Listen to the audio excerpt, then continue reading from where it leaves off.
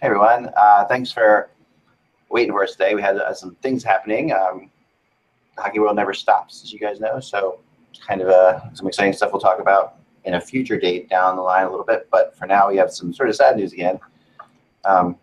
It's just crazy. This has been a weird year or two for musicians. Yeah, 18 months. It's like, I mean, yeah.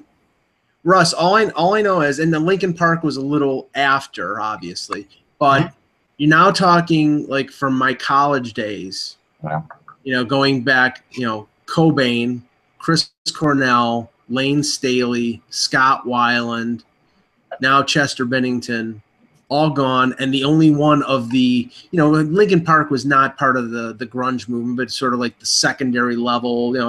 They touched in that. And then he sang for Alice in Chains, right? He was for a while. I think actually Stone Temple Pilots. I saw him. Stone Temple Pilots. I saw him with. That's the thing. So I saw him at Live 8 was the first time I saw him, which was in Philly, and they were really good for that. Like that's when I was like, I knew Lincoln Park. I didn't realize this guy had such a good voice. Yeah.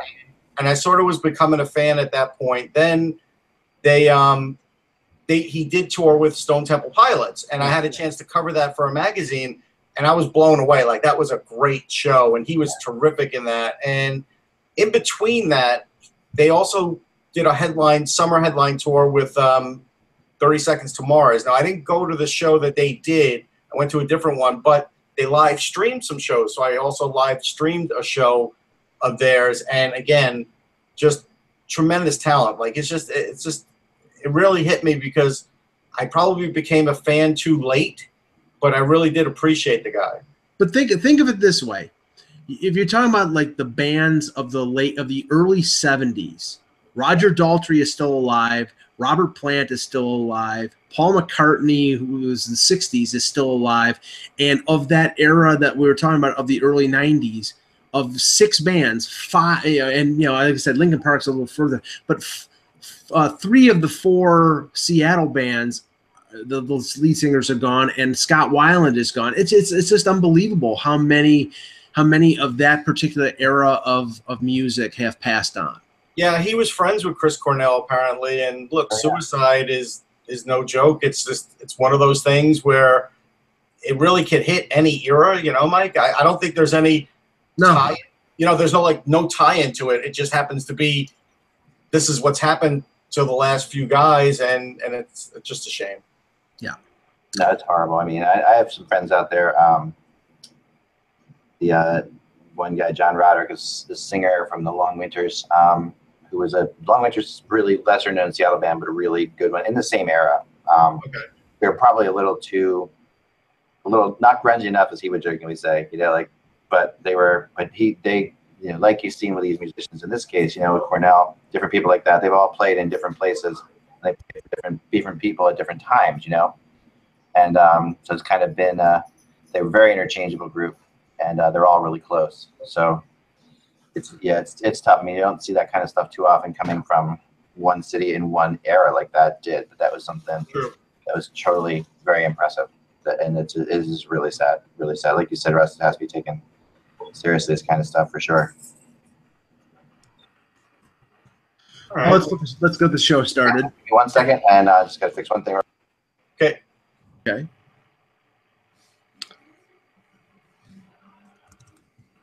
The eerie silence. By the way, while we're waiting for Eck, what we talked about a couple days ago has happened. O.J. Simpson has been paroled, so prepare for O.J. interviews, O.J. reality TV all the time. So, okay. Enough depressing stuff. Let's get on to hockey. Yep. All right. So let's go. Here we go. Today's date is the 21st or 20th? Nope, 20th.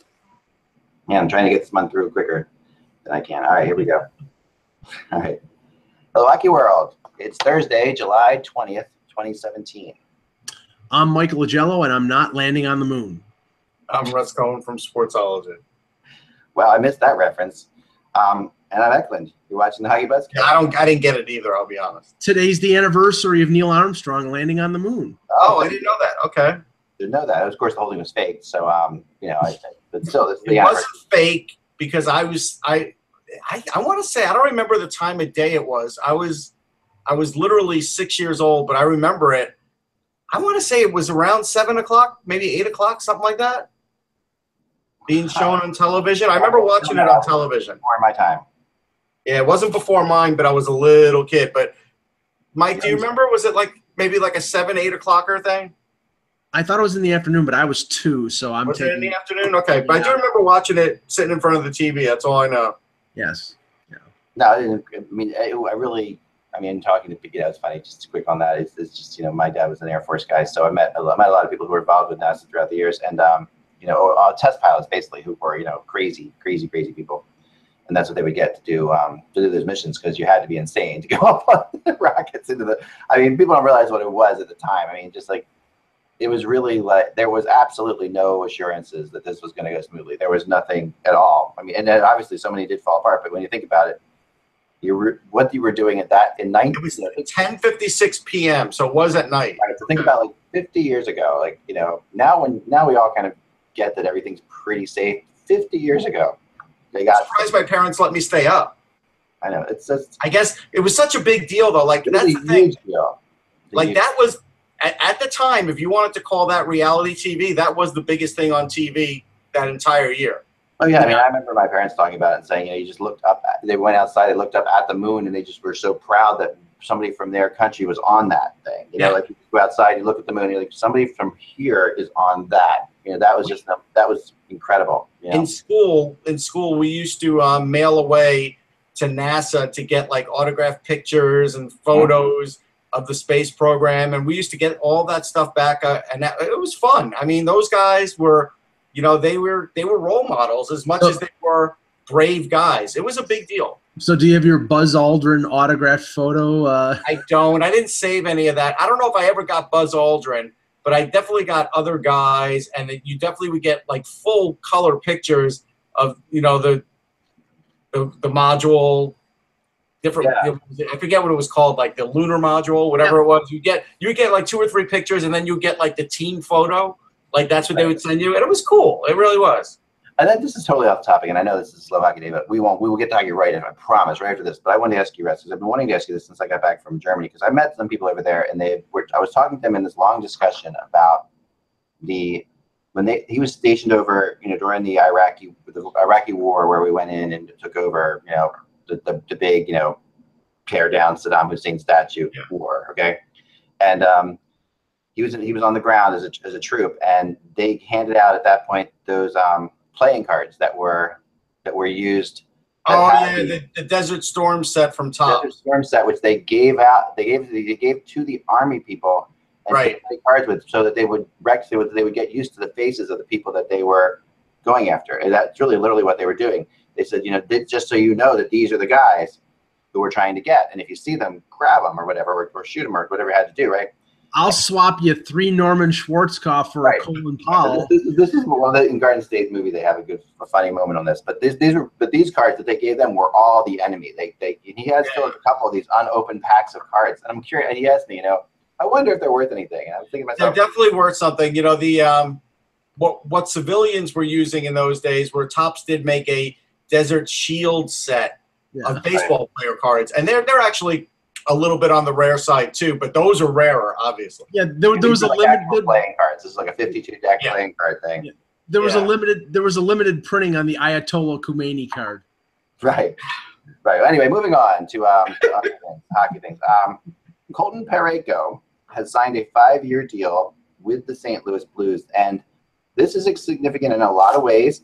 But the first thing I want to say about it, honestly, that I think is most impressive is this is the culmination of why Shattenkirk's gone, right? This is the whole. They're all connected together, because Parayko, such a talented kid. And I mean, I don't see the Western Conference enough, I have to admit, even though we watch, because for certain kinds of players, you have to see them live to really appreciate them, and it's like, they're on TV and I see them, but Parayko, I actually fell in love with last year during the World Cup. That was when I actually got a chance to finally see the guy for what he was, and was just blown away by how crazy talented he was. Well, and how underrated he was, in my mind, at least, for how good he is. Well, he stepped in after Ekblad got hurt on the pairing with Morgan Riley, and really that pairing didn't miss a beat. They played really, really well. Well, and the funny thing is, we talked about this earlier this week when the arbitration offers came in. Parayko was asking for a 1-year deal close to $5 million. The Blues were offering 2 years at around 3.5, I think it was. And when Russ and I talked about this, we said, this is if the Blues try to get him on a bridge deal, this is the same mistake that Tampa made with Kucherov. But they avoided that. They gave him term. They didn't give him 8 years, but they gave him 5. They gave him a reasonable number. They bought a year of unrestricted free agency. I think everybody's happy with this deal. So I think it's a good deal for both teams. Well, think about that. He signs for less than Shattenkirk. No, but that's no shock. Well, years-wise, yes, but not money. Yes, but he's less time in the league. I mean, that's fair. Time served is not the same. The thing about Parayko is, look, he's not all about points, right? He'll get his 35 points, 40 points, but it's also what he prevents on the ice, and he's an intimidating guy on the ice, and he's a great skater. He takes up a lot of room. There's a lot of things. I'm really not shocked that he signed this deal, though, because, again, this is a guy who in his draft year, maybe 2 scouts would go out to see him because he's in Alaska Fairbanks. Like, nobody could really go and see him. Right. And so I think he's incredibly loyal to the Blues because of that, because he knows that it was a long shot for him to make it to the NHL to begin with. And he knows the Shattenkirk story. Like last year in the playoffs, that they moved Shattenkirk out because of the faith they had in him. And that's pretty crazy because we talked about it. There's a team that was going to the playoffs, trading away their top scorer at the time in Shattenkirk. It was the faith they had in him for them now. Now he's a core guy. It was the faith. It was the faith they had in him, and it was the reality that they couldn't pay him and Shattenkirk. So they knew They knew that they weren't going to be able to sign him. So that's why they traded him. He's a much better two-way player than Shattenkirk. Yes, agreed. Yes and no. I mean, he's not better offensively. He's clearly better defensively. It's close. I'm not going to just go out there and blanketly say. I'm not trying to rip I don't know if that's true. Yeah, maybe that's a little unfair. But it's tough. It depends on the system they're playing in too, Yeah. No, yeah, for sure. I think that has something to do with it. Here's the thing, though.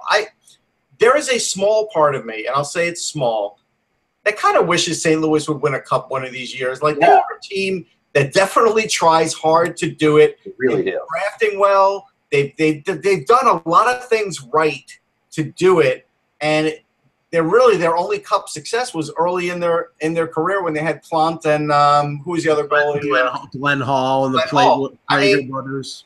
Yeah, that was when one of the new 6 teams was going to the Stanley. Right, and there was the whole crossover thing, right? But it hasn't happened for them since, and it's crazy.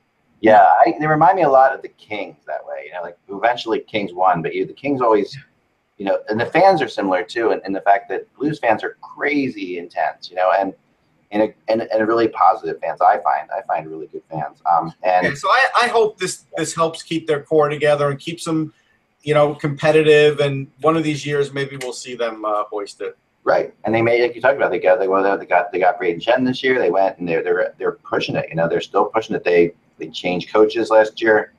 They're trying, man. You can never say they're always. They always have been, and and Blues fans are really passionate, but also really, I wouldn't say negative, but jaded to the fact that things just fall apart for them. Like I'm talking to some of my friends who are Blues fans. They always have the same thing to say. They're like, oh, this will totally fall apart. This won't work. And it does suck to have that attitude. And a lot of fans do have that defeatist attitude because their team doesn't win it every year. But I think what you have to look at is what's the real percentage of teams that are in it or win it every year. It's a very small percentage. Like you'll get these repeat teams that we have now, like Chicago and LA and Pittsburgh. But the idea is most of the rest of the teams have their moments, whether it's a 5-year stretch, a 2-year stretch, or even a 10-year stretch. And then they go through the cycle. So I think a lot of fans could say that, but I always feel bad when fans have that sort of defeatist attitude. Like, we like what we see, but it's never going to work out. They always have a chance. Right? They always have a chance. They're always in this thing. They're always. No one's ever going to put them out of the playoffs for the most part. They're always in the playoff team. I think are they the longest running playoff team now? What's that? I'm sorry. Are they the longest running playoff team now that the trade's out? I'm trying to think if they are. Or were they No, not? they missed 1 year. They missed that 1 year where they had the longest streak before that, right? That's something. Yeah, they had the longest streak, and then they missed a year. Right, when they drafted Peter Angelo, because Peter Angelo was the 4th overall pick. Right. Yeah, but yeah, I mean, I think the thing is though is that you see that in reality the Chicago reign and the LA reign is about over with. I mean, unless there's a major some major renaissance here, because I mean, you know, Hosa's gone. You've traded Yarmelson, so now you have 2 good defensemen, and then the rest is a big question mark. Taves and Kane are making so much money that, you know, they had to move out a guy like Panarin because he was going to be looking for a bigger payday in a couple of years, and they got cost security when it came to Brandon Saad being under contract. In LA, they've got those big contracts in Gaborik and Brown that are going to limit. And honestly, I look at Los Angeles, and in 2 years, I don't know how they signed Drew Doughty. They'll probably find a way to, but it's going to cost them probably over $10 million, the same amount that it cost them to sign Kopitar. And I don't know how they I'll tell you, Drew Doughty's on my roto team, and we play with a regular salary cap, and I had to sign him this year. And Mike, I signed him to a $10.5 million deal for, I want to say, 5 years. There you go. And that's probably realistic because in 2019, I think he'll be 27. Yeah, 27 or 28. $10.5 million. He's making the most on my team. Yep. I think the Kings are a lot further away than the Hawks are to possibly doing it again. You know, I mean, that's the thing that you have to look. The Kings to me feel like they really.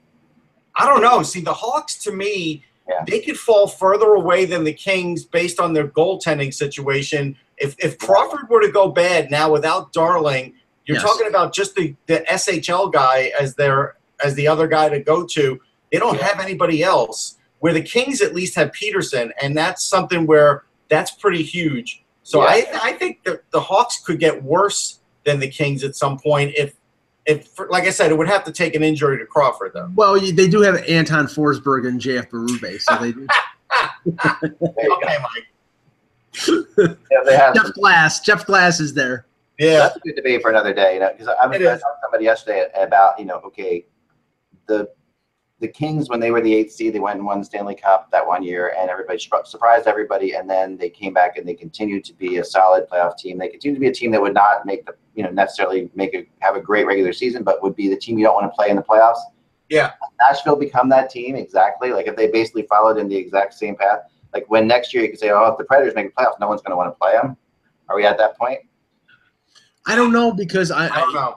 I think it relies a lot on, you know, they're going to get Arvidsson signed because, you know, he's in arbitration, but we'll talk about you got to get Ryan Johansson signed, and you've got a limited window with Nashville in terms of Pekka Rinne. If he drops off a cliff in terms of, you know, he could get old all of a sudden, and if he does, then they're in trouble. But if he doesn't and he stays relatively close to what he is right now, then I think you have a goaltender that can carry you far. Yeah, the one thing that didn't help them is to sort of have Saros get exposed last year. Yes. Yeah, I think he did. There's no way around it. Even if you want to say he'll be a fine backup in the regular season, you're not putting him in a Stanley Cup game again. There's no way. Well, that's a little hard to say, don't you think? I mean, that they're going against the Pittsburgh Penguins, for crying out loud. I'm telling you right now, there is a point where you look at a goalie, and I always supported Saros. When there's a time when a guy is just too short or too small, plays too small, he was way too easy to score on. I think it had a lot more to do than just with the Penguins. I really do. And it's not a coincidence, Russ, that they added, and both of these guys have sort of been through. I mean, both of them have had opportunities, but they re-signed Anders Lindback. Yeah, big goaltender who had moments in the Nashville, with them before he made a tour of the NHL in about 5 different games. Right, and they signed Matt O'Connor probably because they wanted a goaltender for Milwaukee, but he's a big goalie as well. Not sure, Mike, because Matt O'Connor though he's got his own issues, but I see that Mark Visitin played a year for them, and he's a former first rounder for Phoenix. Yeah. He's still only 24. Right. I kind of wonder if they're trying to bring along Visiton now. He played more in the ECHL last year, but he could easily win that Milwaukee job over O'Connor. And if he did, that's another guy where, you know what, Visiton, maybe he's going to be a late bloomer. That's their only hope. That really is. I'm going to throw this out there, though, about the Predators in this conversation, because I think this is a good conversation to continue for a second, on a day like today especially. But I think that the Predators are very much not just Pekka Rinne anymore. And I think that what we saw last year was that they could survive moments where Rinne wasn't the greatest. I agree with that. Which is new for them, so the question is now, can they get enough out of one of these guys, or do they go and make a move at some point for another goalie? I think a healthy Fiala would have been a nice little difference for them. They didn't have that luxury this year. They will. So I think that's a big boost for them right off the bat. Russ and I talked about certain teams that had depth in the organization, not the number one, but guys who were potential replacements as number ones. And Pekka Rinne is under contract for this year and next year. It's going to be incumbent upon Paul Fenton and David Poyle to find that future goalie if he's not already in the fold, and I don't think he is. I mean, maybe Visiton, maybe Matt O'Connor or whatever, but I would say they're probably going to be looking for a goaltender. I'm surprised they probably didn't get in on Cal Peterson, but maybe they'll get in on the next big free agent college guy. Like Suarez is the thing. I really do. Talking to them, they still. I think everybody's going. But I get the impression I get from them. I mean, I'm not totally disagreeing with you, but I think that it's a little bit rough on him to to put that. It's not that I mean, he situation to go into. He had a really good year, and I have nothing against him. I'm just saying, when 29 other teams are going big, they're going 6'4", 6'5", 6'6" goaltenders. You can't have a 5'11" goalie. You just can't. Yeah. Everybody's used to shooting at the top of the net because that's the only place where big goaltenders can't cover, and this guy leaves a spot this big. It's tough for him to really make it. I'll give you one more name because it seems like Nashville collects Czech goalies, and so this year they drafted Tomas Vomaka, who had a really good year for Corpus Christi in the North American Hockey League. Played 41 games. He's 18. We'll keep an eye on him. You never know. He's 6'3", but he's 165, so he's a couple of years from being 2-3 years at least. But maybe maybe that is their guy ultimately. We'll see. They drafted him this year, so yeah. I mean, it's and I think at some point here, I really do. I think at some point, Jonathan Quick is going to be on the market. I don't think Quick's going to play for anybody else. I don't know about that. I'm not sure. I mean, maybe, but I think I do feel I have heard things about this. That a few teams have talked. He's got a long contract still to go. I mean, he's still got many years to go. 6 years. Yeah, based on that and his injury history, I don't see it. It depends on what kind of team is in it. I mean, if a team feels like they're a goalie away, a championship team, that's Quick's your guy. Like if you're. I think he'll get frustrated with his own injury history. I think ultimately. He might. Jonathan Quick will end up walking away just because he's not Jonathan Quick anymore. Well, he won't walk away, Russ. I mean, he'll limp away. Well, after his deal's over. Right. But 6 years. He's got 6 years left in the contract. I could see that being out in long-term injury and him just collecting his money for the next. I mean, he's already had 3 shortened years in his career. Quick. He's only he hasn't even played 500 games. I know. But so's Steven Stamkos. He's had 3 shortened years. I know. But this is a goalie we're talking about. It's a little different. Yep. It's very true. All right, let's talk a little bit hockey news. Russ, you had something from hockey news that you saw that you wanted to bring up. Yeah, they had a list. Let me pull it up of the top 5 scoring defensemen. It was more than 5. It was like 6 or 7. Okay. I don't know if you have it queued up, Mike. I didn't have it queued up. I didn't, but I was. Hold on, I'll get it. That's why I put it in. No, I know. I had it, and then when I went and looked up Tomas Vomaka, then that's what threw me off. So give me a second here. I'm finding it. You tweeted it, though, didn't you? I know I did. Yeah, here it is. Okay, so here's the list. Now, I'm not going to play the game that Eck normally plays and have us guess it because I don't think we'd be able to guess it. Carlson's number 1. That's easy. That's an easy one, yeah.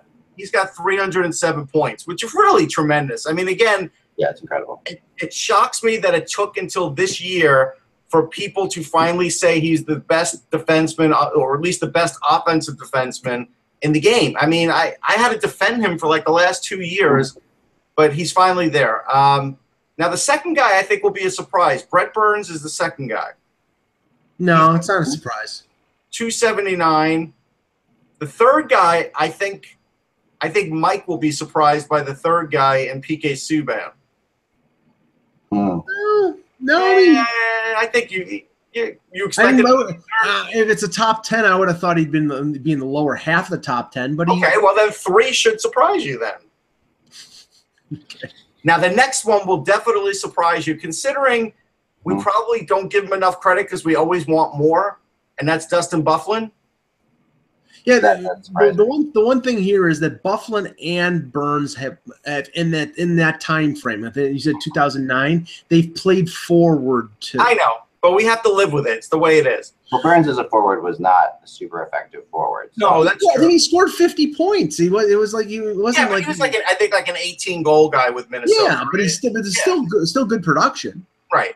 Well, I totally agree with this list. Really disagree. Sorry, I disagree with this list. Definitely. Well, this is not to disagree with. This is fact. It's the points. Oh, they're just going straight off on points. All right, straight off on points. This is not like we're ranking. This is straight points. Their points. Okay, sorry. No, this is not the top 10 Stratomatic ratings. Right. Then I'd have some problems with. Now I've got to say this next one. If both of you say you're not surprised, you're full of it, and that's Victor Hedman. I'm not surprised. I am. He's one of my top 5 defensemen. No, I get that, but if I would have told you he's I actually thought he was. I would have thought this is over the last 5 years. You're saying? Yes. Okay, no, I wouldn't have said. I would have. I'm surprised. You wouldn't have said Hedman. Thank you. I think the last if I would have said Hedman. 3 years, I would say yes, but you're full of it. You would not. I would have said Hedman. Duncan Keith is next. All right, so you would have told me Victor Hedman has more points than Duncan Keith. No way in hell. I didn't say that. I would have said he was in the top 10. But he's not the top 10. This is top 5.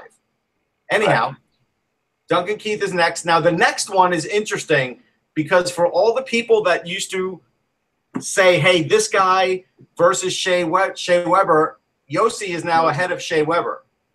Yeah.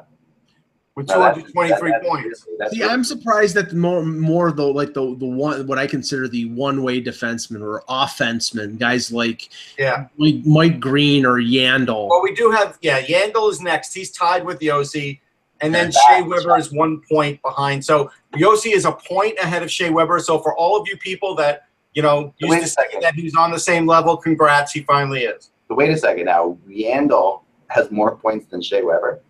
Yes, one more. That I would never. That to me is the biggest shock. But here you've got Shea to use a Stratomatic comparative here. Sorry, folks. Shea Weber is a 5 on defense, meaning he's great. Right. This is a nerd alert. Yeah, Yandel is a 2. Yeah. We should get advertising from Stratomatic. We should talk to them. I mean, honestly, anyone who's watching this show on July 21st or 20th, this is a nerd alert in general for hockey. Okay, that's fair. We're allowed to go there because that's. But I think this list is eye-opening though, because there's no way you would have told me Victor Hedman's 5 or Victor Hedman's ahead of Keith or Yossi was ahead of Weber. Like these are some things that are surprising to me. Really surprised. I never would have thought. Good job by the Hockey News. They're the ones. Yeah, finest. That is a good job by the Hockey News. They're still kicking it pretty well. They still have some good stuff going on. Yeah. Wow, that is shocking to me. I have to. Yeah. Same here.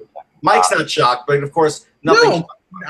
Nothing shocks me because I know a lot. Mike has a little bit of an encyclopedic knowledge on scoring. I've noticed that when we do these things before, he tends. I always think I have something on him, but he usually has these things. No, he would have. I think he would have failed on a couple of these, though. I do. Yeah, maybe. I'm sorry. Back before computers, I would send to the NHL. I remember. I would send a letter to the NHL asking them for the complete stats. Because back then, since there wasn't any websites, you want them to mimeograph them and send them to you? They sent me a copy of the whatever, say 21 NHL teams back in the 80s, and it had like everybody's stats. Okay. If I didn't have that particular thing. To buy the guide and record book. That's all you had to do, Mike, was go down to the store and buy the guide and record book. This would be. Right, but I got them sent it for free. we got it during the season, right? You get it like as it was going. Right, yeah, exactly. But I waited until like the end of the season, so they sent me this. If I didn't get the hockey all news, you had to do was probably pony up $5 back then. If I didn't get the hockey news, I would send it to the NHL, and they'd give me shooting percentage and everything else. So what year was that? I never knew the NHL even would do that. That's pretty awesome. I know. I didn't either. What year was that, Mike, approximately? Like 82, 83. That's pretty cool. Yeah. I'm going to see how much an NHL guide and record book cost in 1980. Probably like $3, but I picture this. Remember how we used to have to in English class? We used to have to learn how to write letters. Like I picture Mike's letter to this, like you have your address down here, the other address here. To whom it may concern, send me the stats. Your address written on the letter, with their return address, and then their actual address on the letter in case I guess the envelope opened up or whatever, and then you had your thing, sign it. It's pretty good. I used to be excellent at that letter writing. That was my favorite thing. I was good at that in school, so I remember that. But something that totally is useless in this day and age, which is fantastic that I spent so much time with it. But anyway, hold on, I'm getting a picture of it now. I'm seeing if there's a price on there. They didn't put a price on it. I'm going to say $3.99. Yeah, so $3.95. It'd be $5.95. Something like that, right? $3.95 back in. Yeah, so literally, Mike, like $4. You wouldn't spend $4. $4 in 1982 is like $1 million now. I also bet that Mike got it before the hockey news came out, and I bet because the NHL probably got it to him right away. And I also bet that you had that you probably had more complete stats because Hockey News didn't get into a lot of the stats. No, Hockey News didn't. So that was the reason. Hockey News did not get into shooting percentage or shots, but the NHL stats did, and that's the reason why. Because I wanted to know before the Stratomatic cards came out the offensive rating and the shooting percentage. Because awesome. Yep. I bet you got flagged like Elaine did with her doctor when she used to complain about the doctors. I bet you the league just flagged you and said, you know what, just give it to this guy because we just don't want to hear from him. Plus, that's why they let me into all the events now because they know I'm somebody who is completely devoted to the knowledge of hockey. I think that's great. All right, so let's get into some rumors, shall we? The rumor chart today is updated again, and I mean, this is like, it's funny. There's a lot of stuff happening for it. And because, one of my next project, next week, my project is going to be depth charts. So I'm going into depth charts. I've already started it in some cases, but trying to compare depth charts from this year to the last couple of years going into the season for teams, seeing where people are, seeing where the whole, and it's because I have a whole long, complicated mathematical thing that I'm trying to figure out. But but on top of that, the depth charts I think are always fascinating to watch. And when you look at the depth charts right now, you see some glaring holes on teams. It's not, these teams are not complete. So when you try to do your predictions, you're like, there are some things that have to still get done, obviously. And when they get done, or if they get done with new, I mean, a lot of cases, these you're looking at rookies that aren't on there yet, or guys who will come in who will play. But you're also looking at guys who aren't yet signed. And now the latest thing, and this is something that I've been following very closely, and I know we talked to Peter about this before, is the Winnipeg Jets and what they're doing exactly. Because the Jets are now, and I got this from a very good source, have strong interest in Galchenyuk. Now this is, we talked about this before. Now the Canadians want a defenseman for Galchenyuk. That's obvious. They want a defenseman for him. They do want to move him though in general. So it's not right. I've heard it's not as strong. If I was to say like the Colorado Avalanche want a defenseman for Duchesne, like a 9 out of 10, I would say Galchenyuk's a 7 out of 10. That Montreal needs a defenseman for him. It's not like they'll deal with it if they can't get if they feel like they can get a better forward, they'll do it. Where there's no way Colorado will move Duchesne without getting a defenseman. So, but Galchenyuk, maybe now, Tyler Myers is a possibility for Montreal. Is actually a great fit for Montreal, I think, if they can get him. Yeah, but I can't see giving up Galchenyuk unless there's a lot more in the deal going back. I can see them going Trouba for Galchenyuk straight up. That's right. Because there's cost certainty there with Galchenyuk since he signed. We talked about this before. I mentioned it before. I have a good source close to kind of the Trouba situation who's told me before that there have been times when Montreal through the grapevine, and the grapevine is asking, passing your friend a note in science class to see if they like you. But that's what it is, to see if Trouba would like to play for Montreal, because the rumor has always been Trouba wants to play in the United States.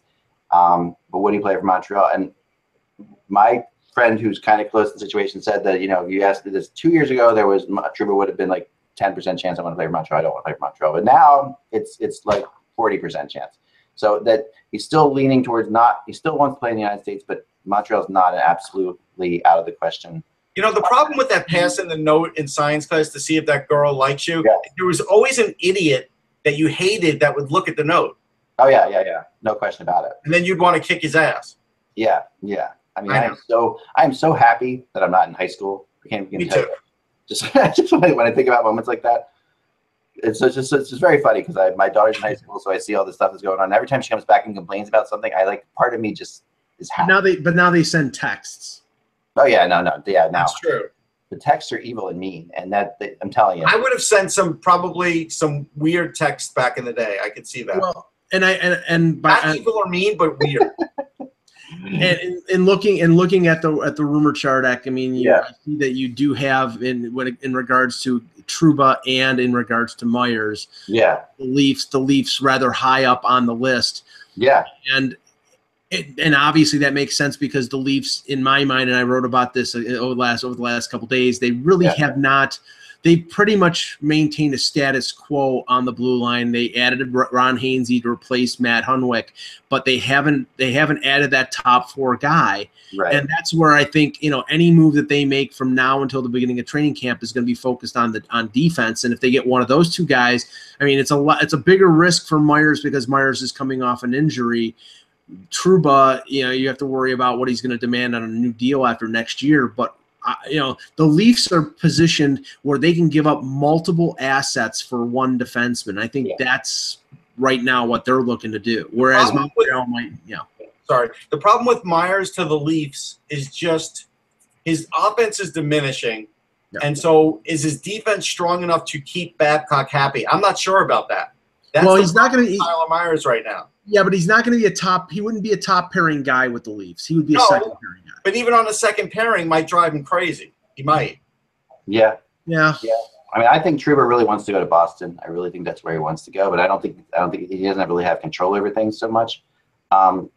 Obviously he's from the Detroit area too. I've heard that too, but from talking to people, it seems like Boston's his choice if he was a free agent. Yeah, but Boston's his choice. Hannafin wants to go to Boston. Like, you know what I mean? Like, there's always. I'm not saying. Yeah, there's no question. They all want to go to Boston, but what is Boston absolutely loaded with? They're loaded with young defensemen. So the last thing they're going to do is trade for a guy who's 1 year away from wanting $6 million on a new deal. So that doesn't add up. Right now, it doesn't. I mean. It does from the perspective of Winnipeg would like to get a defenseman back for Trouba. I think that's what happens. So when you have two teams with solid defense, maybe there's a swap there of a player that Boston can move, who's going to be getting a lot of money as well. Right. But with Myers, with Trouba, you're right. They have to get themselves a top four defenseman back in any deal. With Myers, I think it's more of a salary dump than anything because he's making $5.25 million, and they don't know if he's going to be able to stay healthy. That's why it's a roll of the dice. It is a roll of the dice. True, I agree with that. I wanted to bring up the other name that I've been chasing for the last couple of days is that of Alex Chiasson, and I think one of the stranger players to still be available is Alex Chiasson in some ways. Like he's young, he's still young, he's a UFA. Okay, so he's only. I'm trying to find his age. He's 20. He was born in 1990, so he's 27. Right? Yeah, it sounds about right. He's a UFA. His statistics are not terrible. I mean, it's like he's not. I think there was a point at which when he was in Ottawa where the expectations for him went through the roof all of a sudden. And everybody said okay. And this, I think, when he was traded from Dallas to Ottawa, basically in that whole big deal with for Spets and everything that. There's a lot of. He was supposed to be a power forward that maybe could get you 25 goals. That was the thought. Right. He's more of a 10, 15 goal scorer type player. Right. He's a third line guy. He's a third line guy. Yeah, 35 points. He went from 35 points to 26 to 14, and then last year back up to 24 points for Calgary, where he was pretty solid with the Flames. I mean, honestly, it was 12 goals, 12 assists. Took 454 shots for the Flames. That's a lot of shots. You know what it is though, but the problem is 104. Sorry, jeez, I'm like wow. The problem is this late in the game. Yeah, you're not going to give him more than 1 year or 2 years, and he might be asking for more of a term than that. Right. Yeah. He's at the stage of his career where teams are going to be saying, "Prove it." You know, Right. you haven't really lived up to the expectations that they had when Dallas drafted him, when he got traded in the Spezza deal. Now he goes to Calgary.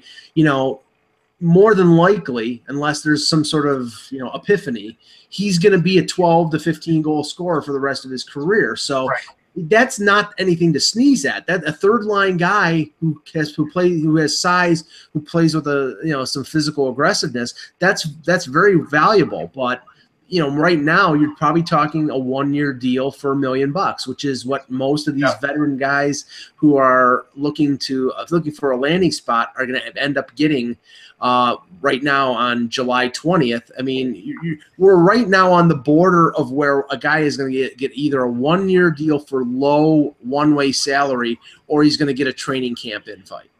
Yeah, we're getting to there, but we're not quite there yet this year. No. We have a little more play. And I think we got maybe 2 more weeks to go before we're actually there. I feel like August. Well, we've had a couple guys take invites already, like Umber. And some of those invites are interesting because they, people have to remember what an invite is, because people would like, for example, I have a couple players on the rumor chart who got, like Cody Franz. I guess, did he get officially invited? I think he did, right? Chicago. No, I didn't hear him accepting an invite. He may have been invited, but he hasn't accepted yet. But I'll tell you who he is. He's Victor Stahlberg, just a little younger. I mean, that's really he'll get a couple more goals than Stahlberg will, and Stahlberg plays a little better defense. And how has it been for Stahlberg all these years? He's gone from like Chicago to Nashville to the Rangers to Carolina to Ottawa. That's what's going to happen. And now didn't he go to Europe? Isn't he going to Europe? I think so. But Jason's a Montreal kid too, which is interesting. You wonder about that. Like, that's the other thing I think about with him. Look, I mean, if Montreal signed into a 1-year deal for $1.5 million, that's fine. Yeah. I mean, if you remember, Jason had a crazy beginning in the NHL. Like, he played 7 games in 2012-13 and had 7 points. He had 6 goals and 1 assist. Yeah, 7 games. And there was a lot of enthusiasm about him. 46.2% shooting percentage, and in his first 7 games in the NHL, that's probably a record. We're close to it, But then he comes back the next season, gets 35 points in 80 games, and his points production has sort of gone down from there.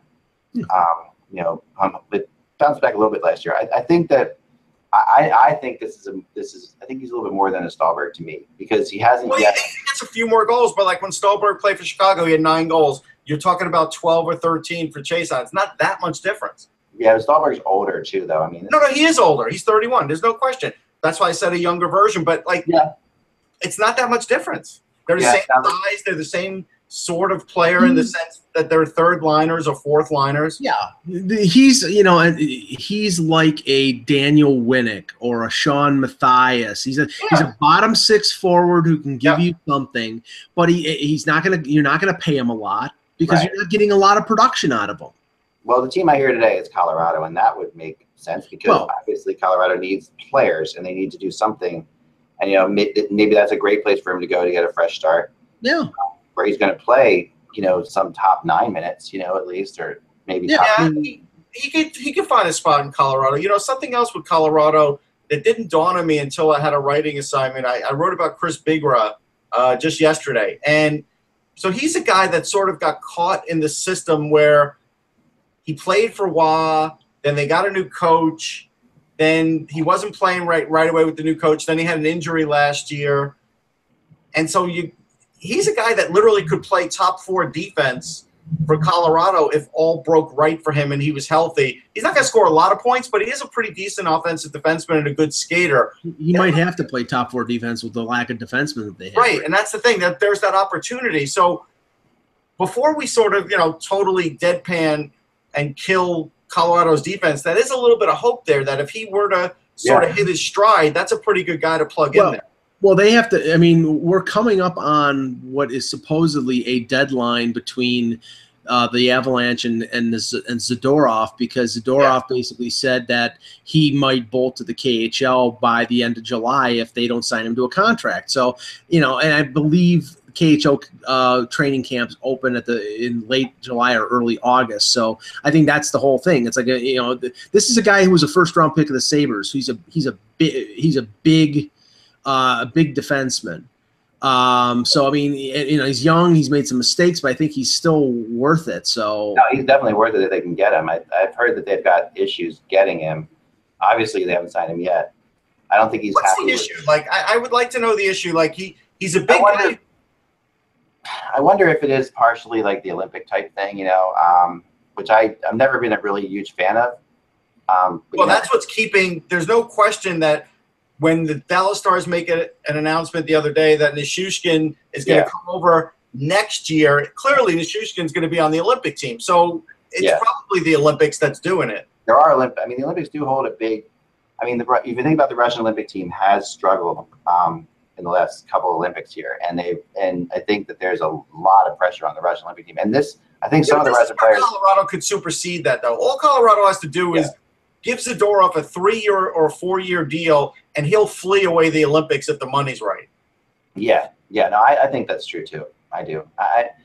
And I want to talk about Nichushkin for a second too, because I really like that. And you guys probably did talk about it, but we did, but we didn't go crazy over it. But we talked about it. The only thing I want to say about it is that it's just this is why I love Jim Nill. Like the comments from Jim Nill on this were so solid. Like Nichushkin was a problem. Like he came into Dallas. He thought he was better than he thought he was the best thing since sliced bread. He was an issue, for sure. He then screwed the Stars basically and said, okay, I'm going to go.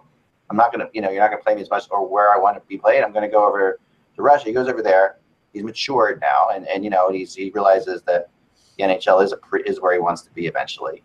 Yeah. And, well, I mean, we Jim Nill, and then Jim Nill says to him, listen, enjoy this last year. It's part of your responsibility. You brought this on yourself a little bit, but you have 3 years of contract. You got to take this. Go do the Olympics. Be a great year for you. An exciting year. We'll see you next year. I just thought I don't know. To me, that's really. Well, I mean, remember he had a really good rookie year. He had a neck injury that cost him most of the season, and then there was some attitude problem there. But also there was an attitude on the other side where Lindy Ruff basically handled the situation poorly, and that's the reason why he left for the KHL. Now Lindy Ruff is not there. Now you have Hitchcock. And, once he plays his, I believe he has a two-year contract or had a 2-year contract with CSKA Moscow. So he's free to come over after next year. You're getting a 23-year-old power forward, big, mobile, talented winger. I mean, of course Jim Nill is going to be interested because this is a talent. This is a guy who you shouldn't let go in the first place. No, he's definitely interested in it. I like the fact that it's not just I just like the way he says it to him, like the way he approaches it with him. He's not holding grudges. Like a lot of GMs and a lot of teams will hold grudges. Well, I think the fact that Lindy's not there, it helps the conversation. It does. Oh yeah, there's no question about that. But I think that I just like the way he's gone with it. I think that. No, I agree. Something else about the Abs we didn't talk about. They came to terms with all their RFAs. One of them is Duncan Siemens. So that probably is what's causing the problem for Zadorov, because you figure there's Duncan Siemens and you have Bigra on the horizon. Right. Zadorov doesn't have as much leverage as he did a year ago.